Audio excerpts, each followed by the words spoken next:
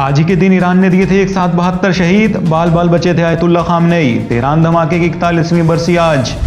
Iran calendar में आज तीर महीने की 7 तारीख है। आज का दिन ईरान के इतिहास के काले दिनों में से एक है। आज ही के दिन तेहरान में स्थित इस्लामिक रिपब्लिक पार्टी के ऑफिस में जोरदार धमाका हुआ था।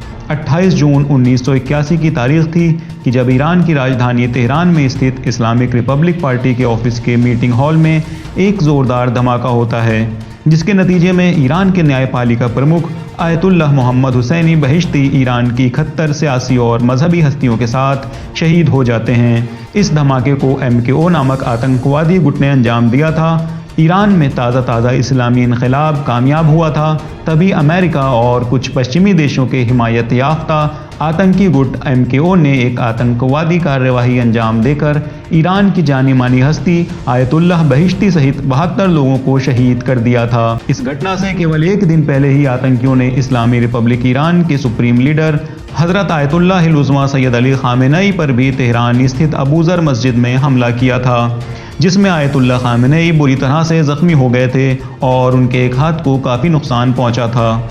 1981 और 1987 के जून महीने में अमेरिका के समर्थन से आतंकवादियों ने ईरान में कई आतंकी कार्यवाहियों को अंजाम दिया था, जिसको मद्देनज़र रखते हुए सुप्रीम लीडर के हुक्म से अमेरिकी मानवाधिकार की सच्चाई के नाम से सप्ताह मनाए जाने का ऐलान किया गया है। ईरान के सरदश्त में इराक़ के पूर्व तानाशाह द्वारा किए गए रासायनिक हमले का अमेरिका द्वारा समर्थन किया जाना और साथ ही ईरान के हवाई जहाज़ को मिसाइल से निशाना बनाकर 290 मुसाफिरों को शहीद करना इंसानियत को शर्मसार कर देने वाले और इंसानियत के खिलाफ ये वो काम है जिसको अमेरिका ने ईरानियों के खिलाफ अंजाम दिया है।